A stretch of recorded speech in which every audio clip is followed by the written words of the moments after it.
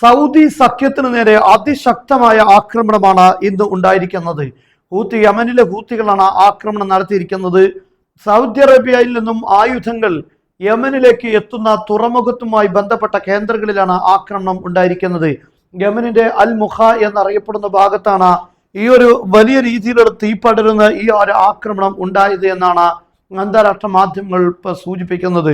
യഥാർത്ഥത്തിൽ സൗദി അറേബ്യയിൽ നിന്ന് 2 കപ്പലുകളാണ് യമനിലെ സൗദി സപ്പോർട്ട് ചെയ്യുന്ന യമനിലെ വിഭാഗങ്ങൾക്ക് എത്തിച്ചു കൊടുത്തത്. എന്നാൽ ആ ആയുധങ്ങളുടെ കേന്ദ്രങ്ങളെ ലക്ഷ്യമാക്കിയാണ് ആക്രമണം നടത്തിയത്.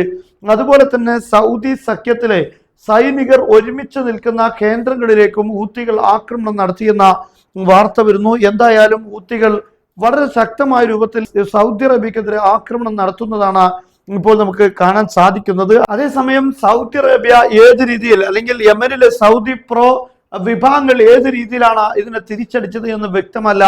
എന്നാൽ ഇപ്പോൾ മുഹ എന്നറിയപ്പെടുന്ന വളരെ പ്രധാനപ്പെട്ട സീ പോർട്ട് ഹൂത്തികൾ കൈയടക്കാനുള്ള ഒരു കരയുദ്ധം നടത്തി കയ്യേറാനുള്ള ശ്രമങ്ങളും നടത്തുന്നു എന്ന വാർത്ത വരുന്നു.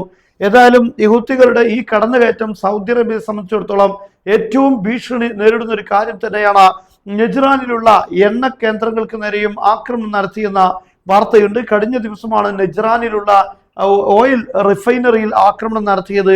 അതിനുശേഷമാണ് നെജ്റാനിൽ ആക്രമണം ഉണ്ടാകുന്നു. ഇപ്പോൾ സൗദി അറേബ്യയുടെ ആയുധ കേന്ദ്രങ്ങളിലും ആക്രമണം നടത്തിയിരിക്കുകയാണ്.